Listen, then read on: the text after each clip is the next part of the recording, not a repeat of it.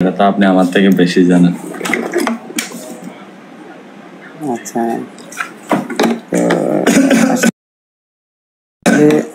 আমার জায়গায় আপনি থাকলে আপনিও করতেন। আমি করতাম না। কেন? আপনি যদি কোনো স্পেশাল মানুষের উপরে যদি বেশি আশাবাদী থাকেন, তো সে যদি সে আশাবাদী থাকার পরে যদি সে যদি না আসে, কোনো একটা কিছু যদি না করে। আচ্ছা, তুমি বলো আমাকে, তুমি দাওয়াত দিছো, আমি জানি তোমার বিষয়ে, তুমি আমার ইনবক্সে একটা মেসেজ দিছো, বলো। আমি না এটা রুতের সাথে কথা বলছি, আমি রফিক ভাইয়ের সাথে কথা বলছি। আচ্ছা, যেখানে আপনার সাথে আমার সাথে পরিচয় হয়েছে। আমার কথা শোনো, আমি বাড়ি থেকে আসছি, আয়শা, আমি বাড়ি থেকে আসলে তো বুঝোই কত কষ্ট মনের ভিতরে নিয়ে আসতে হয়। দ্বিতীয় হয়েছে, আমি অসুস্থ ছিলাম, আমি লাইনে ছিলাম না, আমি নিজেও জানি না তোমার কবে বার্থডে, তো আমি জানি না কিছু করে নাই, তুমি আমাকে নিয়ে কথা বলছো, অনেক কিছু বলছো, মনে সমস্যা নেই। আমার কথা শোনো, তুমি আমার বার্থডেতে আসছো, দেখো তুমি আমার বার্থডেতে আসছো, তোমাকে আমি দাওয়াত দিয়েছি, তুমি আসছো, আই এম রেসপেক্ট। আর কারণ তুমি আমার ভালোবাসার জায়গা থেকে আমি চেষ্টা করছি যতটুকু মানে ইজ্জত। তারপর তোমার দেখা গেছে যদি আমার যাইতে হয়, আমি তোমার কাছে যাওয়ার চেষ্টা করি, তুমি কি আমার কাছে আওয়ার চেষ্টা করছো?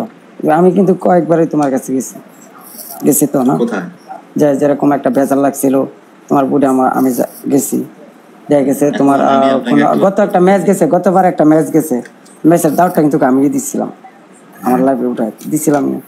তো আমি তো ভাই ইত্যাদি না, আমার কথা হচ্ছে ভাই আমি আসতে পারি নাই, এই না যে আসতাম না সামনে, আমি অবশ্যই অনলাইনে থাকলে অবশ্যই আসতাম না, যে এমন কোনো কথা না। তো ওইটা তুমি জানতে হয়তো বা কষ্ট পাইছো, আমি আর যাইতে পারি। কষ্টটা কেন পাইছি এবার আমি আপনাকে বলি, আপনি হয়তো জানেন না, কিন্তু আপনার সাথে যারা ছিল তারা বলছে যে উনি তো আসতেছে। আমি নেটে ফোন তো ঢুকতে পারি না, বুঝতে পারছেন নেটের অবস্থা। আপনার সাথে যারা ছিল তারা বলছে এই তো আসতেছে, এটা আমার মাত্র কল দিয়ে বলছে আসতেছে। এটাই বলে, এটাই আমাকে বদনাম করা। এখন ওদেরকে দিয়ে তো আমি আপনার সাথে কথা বলছি, আমাকে তুমি ইনবক্সে মেসেজ দিতে পারতা।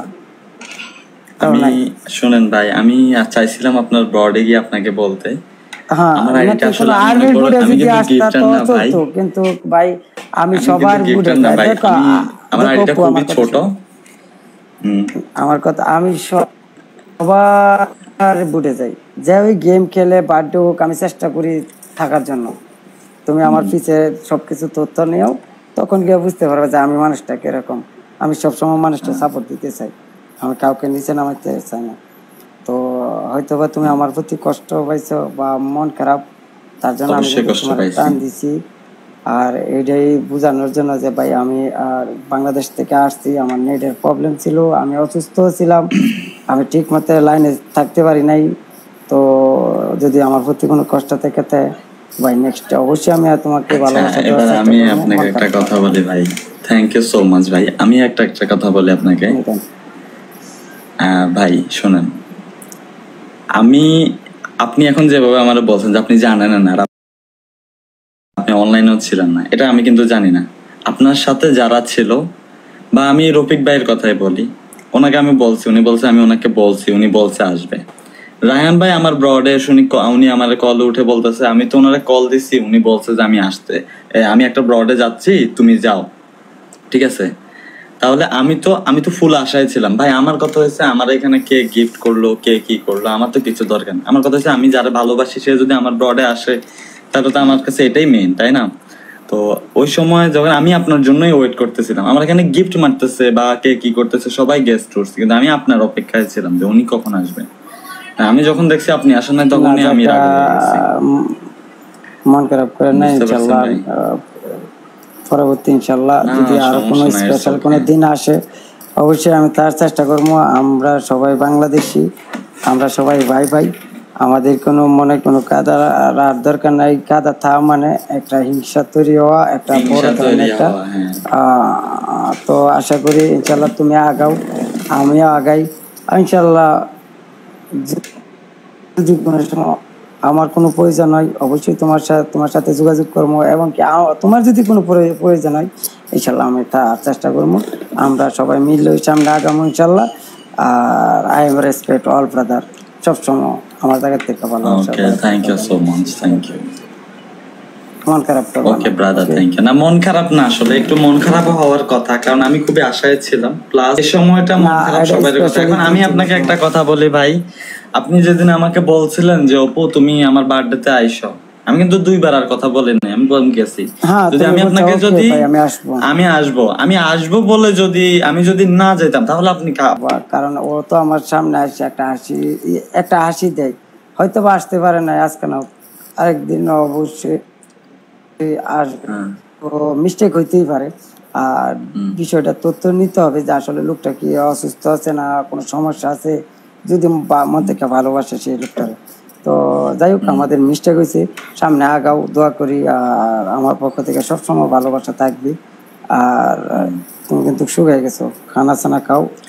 আমি আসলে শুকিয়ে গেছি, আপনার কাছে যখন গেছিলাম তখন ভালো ছিলাম, এখন একটু শুকিয়ে গেছি। অনেক ভালো ছিল, অনেক শুকিয়ে গেছে। আমিও শুকিয়ে গেছি গা। তো ইনশাল্লাহ আমিও কিছু খানা ছানা খাইতে হইব, কারণ সামনে আরো পাড়ি দিতে হবে পথ। আশা করি তুমি প্লিজ আগের উপো আর অনের উপো বহুত ডিফারেন্স, প্লিজ। ঠিক আছে, থ্যাংক ইউ ভাই, থ্যাংক ইউ সো মাচ। আর সবসময় বাইরের জায়গাতে যাই হোক, আমি যেহেতু আমার মন খারাপ হয়ে গেছে, আপনার ভিউয়ার্স এর উদ্দেশ্যে, আপনি তো ছিলেন, আপনার ভিউয়ার্স এর উদ্দেশ্যে বলি, আসলে ওই দিন আমার মাথা খুবই খারাপ হয়ে গেছে, বিকজ আমি আশায় ছিলাম যে এই মানুষটা আমার লাইভে আসবে। তো যখন আসে না তখন আমার রাগ হওয়ার এটা স্বাভাবিক। সো আমি এই কারণে হয়তো খারাপ কথা বের হয়ে গেছে আমার মুখে। মানুষ কথা বলতে গেলে অনেক কথা বের হয়ে যায়, আপনার কেউ রাগ করবেন না, মাইন্ড করবেন না, ঠিক আছে? সবাই ক্ষমা দৃষ্টিতে দেখবেন। আর প্লাস আমরা আসলে অন্য কোনো কান্ট্রি না, আমরা সবাই একই কান্ট্রি, বাংলাদেশের মানুষে আমরা সবাই। ইনশাআল্লাহ ভালো কিছু হবে, আর সবাই দোয়া করবেন, ক্ষমা দৃষ্টিতে দেখবেন। ওকে, ইনশাআল্লাহ সামনে আগাও, আমরা সবাই একসাথে যাবো ইনশাআল্লাহ। আল্লাহ বাঁচায় আসো, থাকবা সবসময় ইনশাআল্লাহ। ভালোবাসা, রেসপেক্ট সবসময় আছে তোমাদের প্রতি। ওকে ভাই, থ্যাংক ইউ, আল্লাহ হাফেজ, লাভ ইউ।